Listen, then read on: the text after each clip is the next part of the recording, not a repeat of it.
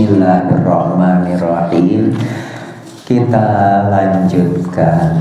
Di kesempatan minggu lalu kita sudah membaca bersama sampai kepada keterangan dari baginda Nabi Muhammad sallallahu alaihi wasallam tentang keutamaan ilmu, yaitu bahwa para ulama adalah pewarisnya para nabi. Selanjutnya waqala sareng tos ngadawuh Kanjeng Rasul sallallahu alaihi wasallam, yastaghfiru nyuhunkeun hapunten, nyuhunkeun ampunan lil alimi, lil alimi pikeun jalmi anu gaduh ilmu naon atawa saha ma makhluk fis samawati wal di langit wal ardi sareng di bumi. Di keterangan ini baginda Rasul menyampaikan bahwa makhluk di langit, makhluk di bumi itu memohon ampun bagi orang yang berilmu. Nah, ini luar biasa. Orang yang telah dilengkapi dirinya dengan sifat ilmu, gitu, maka dia akan dimohonkan ampun oleh para malaikat, oleh makhluk-makhluk yang ada di langit, makhluk-makhluk yang ada di bumi. Yastaghfiru, mohon ampun, lil alim, bagi orang yang berilmu, ma fis samawati, makhluk yang di langit, wal ardi, dan di bumi.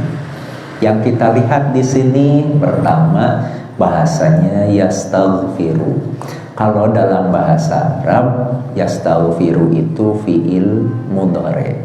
Fiil mudhari itu sekarang dan akan datang.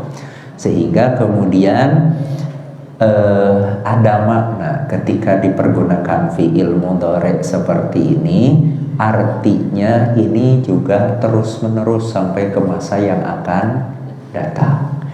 Jadi doanya makhluk-makhluk di langit, makhluk-makhluk di bumi untuk orang yang berilmu itu akan terus, bukan hanya masa kininya saja, tapi juga akan sampai ke masa yang akan datang, terus tidak berhenti. Ini luar biasa. Yang kedua, kemudian kita lihat fis samawati, Allah juga menggunakan di sini baginda Nabi menunjukkannya samawati itu bentuk jamak juga, langit yang berlapis-lapis, makhluk dari lapisan-lapisan langit. Jadi itu luar biasa. Kalau kita melihat makhluk yang di langit itu malaikat. Ari malaikat aya sabaraha urang? Kira-kira malaikat aya sabaraha orang? Ada berapa orang? Henteu. Malaikat mah tidak ada satu orang pun. Karena malaikat bukan orang. Karena malaikat bukan orang. Malaikat itu bukan orang. Cenah kemana wae. Tapi ada berapakah malaikat? Ada berapa malaikat gitunya? Ulah berapa orang gitunya. Ulah berapa orang, tapi ada berapa malaikat di langit. Nah, kita akan menghitung berapa di langit itu ada arasy, ada kursi, ada baitul ma'mur. Yang malaikat itu berputar tawaf sekelilingnya. Itu berapa ribu barisan? Berapa saf? Satu safnya berapa ribu? Gitu. Nah, ini jumlahnya tidak lagi ribuan, tidak lagi puluhan ribu, tidak lagi ratusan ribu, bahkan mungkin juga tidak jutaan, tapi miliaran, bahkan mungkin triliunan malaikat di 7 lapis langit. Di bumi, makhluk di bumi. Nah ini, kita hitung malaikat di bumi seberapa? Berapa malaikat di bumi? Berkeliling. Ya, sederhana, misalkan kalau kita lihat satu keterangan ada malaikat yang tukang patroli, yang kalau bertemu majelis ilmu seperti kita ikut duduk. Jadi di sini seber malaikat, banyak malaikat yang sedang ikut duduk. Yakin tak? Yakin tak? Harus yakin. Kenapa? Karena itu keterangan dari baginda Nabi. Kalau ada majelis ilmu, malaikat yang berpatroli itu akan ikut duduk di majelis ini. Ini luar biasa. Berarti di dia teh penuh mungkin puluhan ribu, ratusan ribu malaikat. Malaikatnya di bumi. Nah sudah, jangan kita hitung malaikat. Tidak terlihat malaikat.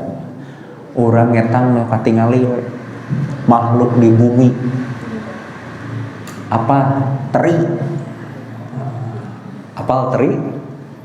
Aya sabaraha teri? Ulah ngetang lauk paus, jangan hitung paus yang besar, kita hitung yang kecil-kecil we, teri we gitu.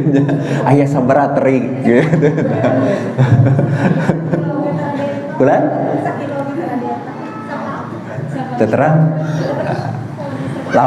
Lamun cek abdi ya, kalau kata saya jumlah teri itu sama dengan jumlah bintang di langit, percaya tuh? Kalau lamun terpercaya etang nyalira. Kalau tidak percaya ya hitung sendirilah gitu. Ada jumlah bintang di langit seberapa banyak? Sebanyak teri tadi. Betul. Sebanyak teri.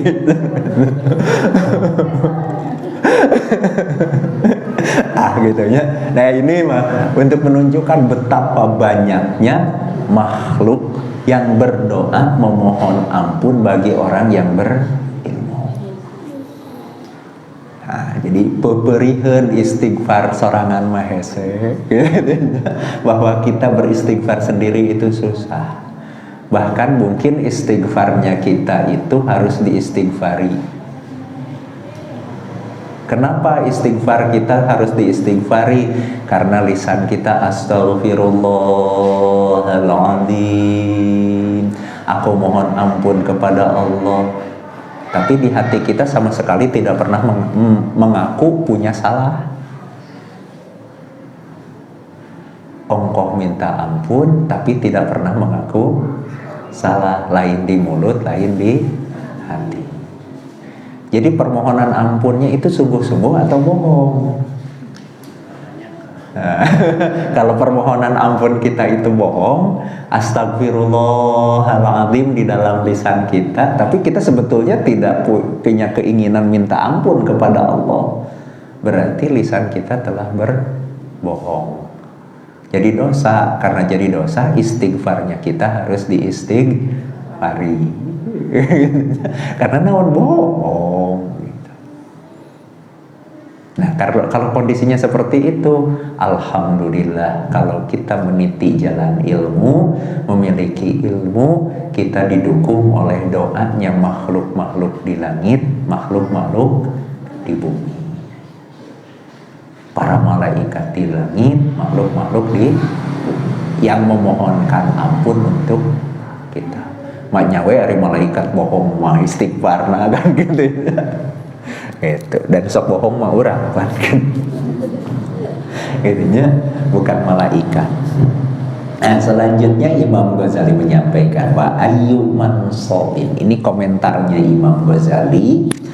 terhadap hadis tadi wa ayyuman sobi dan sareng ari darajat nu mana deui yazidu anu langkung ala man sobiman anu saluhureun darajat najal tashtadilul anu katungkul saha malaikatus samawati malaikatna langit wal ardi sareng bumi bil istighfari karena istighfar lahu pikeun ieu mah.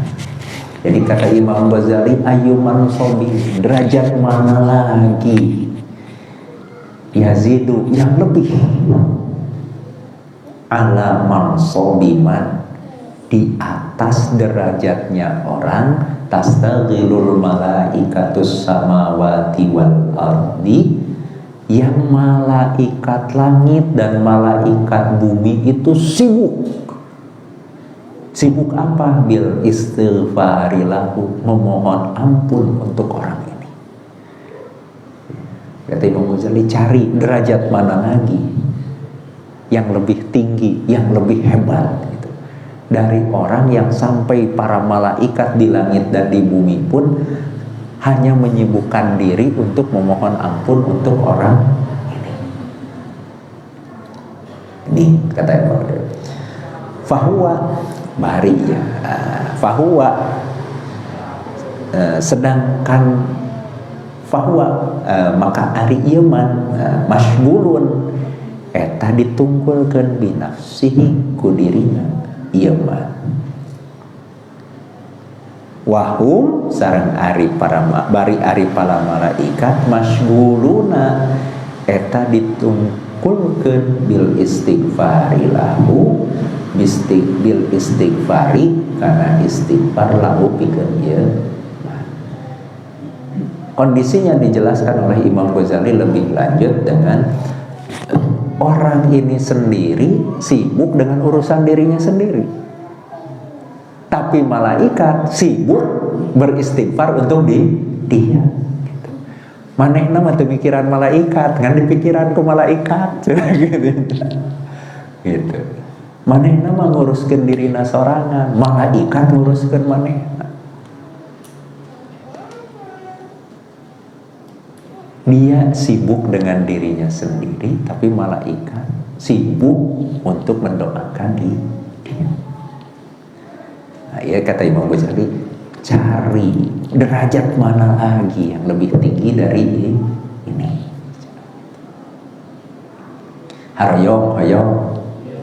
Hoyong kantun naik karena derajat orang berilmu.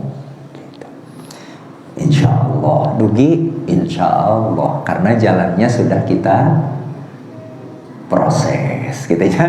Jalannya sudah kita tempuh. Mana jalannya? Yang diantaranya mengiya kita berkumpul majelis ilmu. Ini jalannya sudah kita tempuh menuju ke sana. Selanjutnya waqala sareng tos ngadawuh Kanjeng Rasul sallallahu alaihi wasallam, inna hikmata sayaqtasna hikmah ilmu, jadinya hikmah tazidu eta nambihan ieu hikmah teh asyarifah kajalmi anu mulia syarafan karena kemuliaanna. Jadi ini kata baginda Nabi bahwa ilmu hikmah, ilmu yang sampai derajat hikmah itu menambah kemuliaan bagi orang-orang yang mulia. Orang-orang yang sudah mulia itu akan naik kemuliaannya dengan ilmu. Orang-orang yang dihormati akan naik kehormatannya dengan ilmu. Tapi orang-orang yang mulia, orang-orang yang dihormati, lamun bodoh bakal turun kemuliaanna. Gitu. Orang-orang yang dihormati akan turun kehormatannya ketika dia bodoh. gitu. Nya ieu jelema teh turunan jalma mulia, keturunan orang mulia, dihormati orang karena keturunannya gitu. Begitu apaleun ngitung ge teu bisa, bodoh maca ge teu bisa, coba tur teh gampang. Mun turun penghormatan orang terhadap dirinya, turun penghormatan orang, yang muncul mungkin mulai ada pelecehan. Karena apa? Karena kebodohan gitu. Tapi kalau keturunannya sudah orang baik-baik, orang mulia, dihormati, begitu orang ngobrol, pinter oge, wah, gitu ya. Kemuliaannya akan naik gitu. Kemuliaannya akan naik. Kemudian selanjutnya watarfa'u sareng ngangkatkeun ieu hikmah, ieu ilmu teh al-mamluka ka hamba sahaya hatta yudrika sahingga dugi atau non tepi ka manggih ieu hak mamluk ieu hamba sahaya madarikal muluki kana darajat naraja. Yang kedua yang diangkat oleh baginda Nabi di sini, kalau orang mulia dengan ilmu akan naik kemuliaannya, orang yang dipandang hina sekalipun seperti hamba sahaya gitu, ini akan naik derajatnya karena dia berilmu, artinya sampai bisa memperoleh derajat seperti seorang raja. Nah, ini bukan untuk merendahkan. Dalam perjalanannya kita kenal peristiwa Nabi Yusuf alaihi salam. Nabi Yusuf alaihi salam itu mengalami ujian, dibuang oleh saudara-saudaranya, digebruskeun ke sumur. Kemudian ada yang menyelamatkan dari sumur tapi dijual sebagai hamba sahaya. Dijual di Mesir. Ketika itu kemudian mendapat masalah karena istri majikannya, gitunya, sampai akhirnya Nabi Yusuf masuk penjara. Nah, setelah Nabi Yusuf masuk penjara, pemimpin Mesir waktu itu mimpi, mencari penjelasan. Mimpi ini petunjuk apa? Tidak ada yang bisa menjelaskan kecuali kemudian Nabi Yusuf yang ada di dalam penjara. Nah, karena ini Nabi Yusuf keluar dari penjara. Asalnya hamba sahaya di penjara, gara-gara punya ilmu bisa menjelaskan petunjuk mimpinya pemimpin waktu itu di Mesir, keluar dari penjara, kemudian diangkat jadi pejabat negara. Diangkat jadi pejabat negara. Lamun ayeuna mah mungkin Nabi Yusuf teh Menko Kesra gitu ya. Atau naonnya Kabulong gitu nya. Karena mempersiapkan ketahanan pangan Mesir untuk menghadapi masa paceklik waktu itu, jadinya diangkat jadi pejabat negara. Duka Menko Kesra, duka Kabulong lah, ya kepala bulog gitu. Anggap Menko Kesra. Jadi Menko Kesra, Menteri Koordinator Kesejahteraan Rakyat. Hamba sahaya di penjara karena bisa menjelaskan petunjuk mimpi, memiliki kemampuan untuk mempersiapkan negara menghadapi masa paceklik, naik jadi Menko Kesra. Ini apa? Orang dari hamba sahaya naik ke derajat seperti raja, gitu. Ke derajat seperti raja. Ini gara-gara ilmu, gitu ya. Gara-gara ilmu. Imam Ghazali memberikan komentar waqad nabbaha sareng nyata ngemutan Kanjeng Nabi Kanjeng Rasul bihada kalawan ieu hadis ala samrotihi kana buahna ilmu fid dunya. Jadi baginda Nabi dengan hadis ini menunjukkan kepada kita, mengingatkan kepada kita tentang buah dari ilmu di dunia. Orang mulia akan naik kemuliaannya, hamba sahaya pun bisa menjadi raja gara-gara dia berilmu, sebab dia berilmu. Itu di dunia. Wa ma'lumun sareng dikanyaokeun annal akhirata sayantosna akhirat khairun eta langkung sae wa abqa sareng langkung langgeng. Jadi kalau di dunia sudah seperti itu, wa maklumun, kita semua sudah maklum, sudah tahu annal akhirata, bahwa sungguh akhirat itu khairul wa abqa, lebih baik dan lebih abadi. Selama-lamanya di dunia, kalau kemudian jadi raja, kalaupun jadi pejabat negara, ada masa jabatannya. Kalaupun sampai akhir hayatna, sepanjang hidupnya di dunia lah berapa tahun. Mun di Indonesia salami lamina jadi wali kota katakanlah gitu. Satu masa jabatan 5 tahun. Hanya boleh 2 masa jabatan. Jadi salami lamina selama-lamanya jadi wali kota 10 tahun gitu lah. Salami lamina jadi presiden 10 tahun, hanya boleh 2 masa jabatan. Satu masa jabatan 5 tahun. Setelah itu turun gitu, digantikan. Itu di dunia. Jadi selama-lamanya gitu. Di dunia ya ada batasnya, yang itu ukurannya sebentar. Di akhirat khairun wa abqa, lebih baik dan abadi, tidak ada akhirnya. Kemudian kita lanjutkan waqala sareng tos ngadawuh Kanjeng Rasul sallallahu alaihi wasallam, khoslatani ajri 2 perkara la yakunani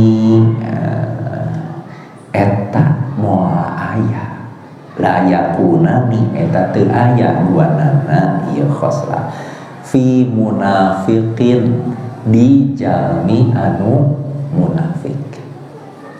Namun anu 2 teh khoslatani la yakunani fi munafikin teh husnu samtin nyaeta sae kalakuanna.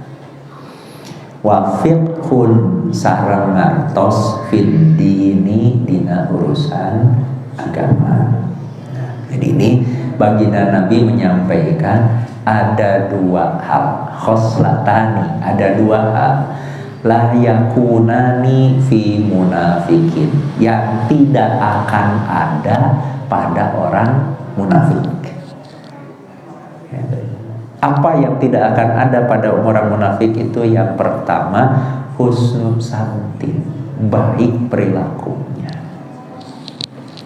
baik amalnya, baik ibadahnya, istiqomah. Ini tidak akan ada di orang munafik. Gitu. Yang kedua, fiqhun fiddin, memiliki ilmu, kepahaman dalam masalah agama. Orang munafik tidak akan memiliki pemahaman, tidak akan menjadi seorang faqih dalam agama. Nah, komentar Imam Ghazali tentang hadis ini, wala tasyukanna sareng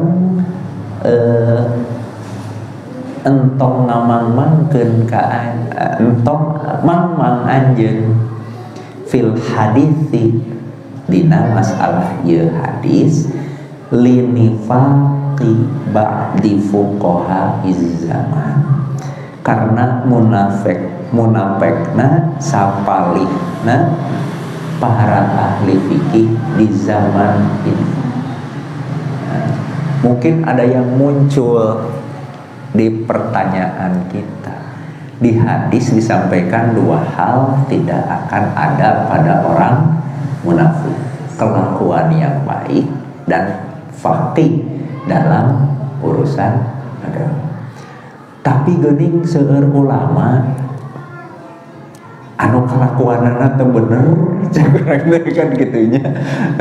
Gitunya. Nah, karena geuning gitu ya. Nah, ini mungkin muncul di kita seperti itu. Kita menyaksikan, nah di zaman Imam Ghazali, kata Imam Ghazali begitu. Ini Imam Ghazali memotret kondisi zamannya. Zaman ayeuna Allahu a'lam. Dan ini perlu kita hati-hati. Geuning aya nu cenah mimpin pasantren ditewak polisinya. Kan gitunya aya. Naudzubillah min dzaliknya, barang masing disalamatkeun sing disalamat. Tapi itu kita saksikan di zaman kita juga hari ini. Kita saksikan itu di zaman kita hari ini.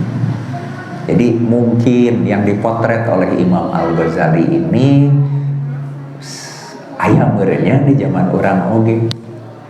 Nah, kata Imam Ghazali, wala tasyukanna, jangan engkau ragu-ragu fil hadisi, berkaitan dengan hadis ini. Linifaqi ba'di fuqahaiz zaman, karena ada kemunafikan di sebagian ulama di zaman ini. Kenapa jangan engkau ragukan hadis ini yang menyampaikan bahwa orang munafik itu tidak akan berkelakuan baik dan juga tidak akan faqih dalam agama. Fa innahu sabab sayaqosna. Fa innahu sabab sayaqosna kalaku ka ma aroda teu ngamaksa Kanjeng Nabi bihi kalawan ieu hadis al fiqha, karena fikih, karena pemahaman alladzi anu zonanta aranjeun nyangka karena ieu alladzi. Jadi kenapa kata Imam Ghazali jangan ragu-ragu, jangan membuat kalian itu meragukan hadis ini, karena kalian menyaksikan ada orang yang disebut ulama tapi kelakuanana gitu. Kenapa? Karena yang dimaksud paham agama dalam hadis ini bukan yang seperti kau kira, kata Imam Ghazali. Atau siga kumaha wasayati sareng bakal datang naon makna fikih, makna fikih, makna paham agama itu. Iraha ke kapayun cek Imam Ghazali, kedepannya akan dibahas apa makna fikih, apa makna paham agama itu. Sebenarnya seperti apa? Bukan seperti yang kita sangka, bukan seperti yang kita kira. Dan sebagai gambaran umum, Imam Ghazali menyampaikan wa adna darajatil faqih, sareng ari panghandapna darajat jalmi anu ngartos agama seorang faqih gitu ya. Panghandapna darajatna faqih, orang yang paham agama, ayyak lama etayen terang, etayen yakin ieu faqih annal akhirata, karena yang saya tosna akhirat khairun eta langkung sae minan dunia tibatan dunia. Jadi kata Imam Al-Ghazali, seorang yang paham agama itu yakin, paling rendahnya orang yang paham agama itu yakin betul-betul di dalam dirinya bahwa akhirat itu lebih baik daripada dunia. maka dia tidak akan mengorbankan akhirat demi dunia. Gitu. Maka kalau ada orang yang masih mengorbankan akhiratnya demi dunia, itu belum faqih.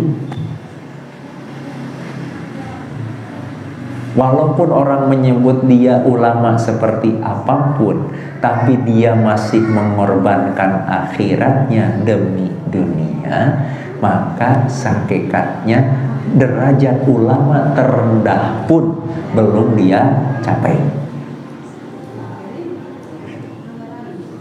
Jadi kata Imam Ghazali ini, derajat ulama terendah itu adalah dia betul-betul yakin akhirat itu lebih baik daripada dunia. Maka dia jelas tidak akan mengorbankan akhiratnya demi dunia.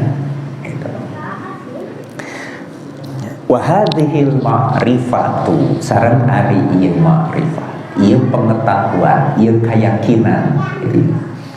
Idza sadaqa, di mana geus bener ieu ma'rifah, wa ghalabat sareng ngalindi meliputi alaihi ka ieu faqih,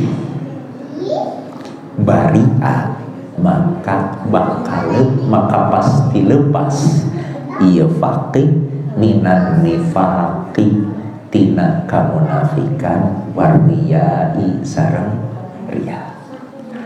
Ini kata Imam Al-Ghazali, kalau sudah betul-betul seseorang itu yakin dan keyakinannya itu begitu kuat meliputi dirinya, gitu, meliputi hatinya, gitu, tak tergoyahkan lagi, gitu, bahwa akhirat itu lebih baik daripada dunia, bari'a, maka dia akan lepas minan nifaqi, dari kemunafikan, wariyai, juga dari riya.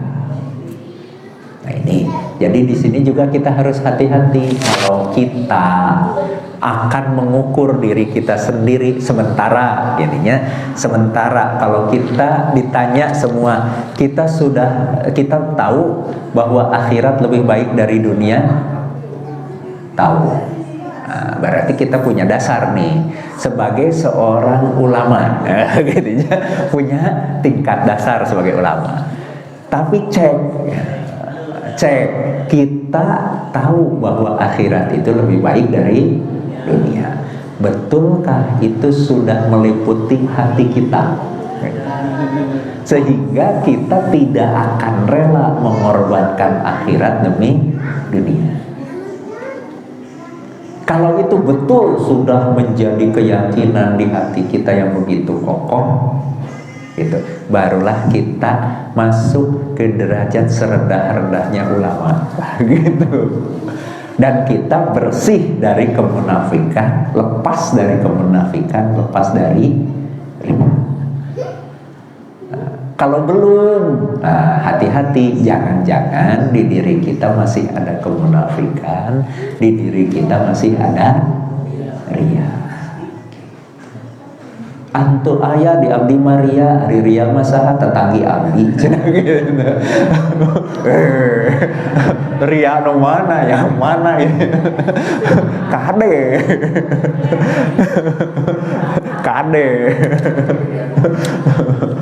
Iya mah lain ngurus ke nu bogoh kasih ria lain. Bukan. Abdi mah bersih ti ria, nah da teu bogoh ka ria mah gitu. Tidak, bukan ini, bukan gitu. Ria kupu jieun pamer gitu ya. Nah, disinilah kalau orang sudah tidak ria, orang sudah tidak pamer, tidak pencitraan dalam hidupnya, amalnya akan baik dan istiqomah.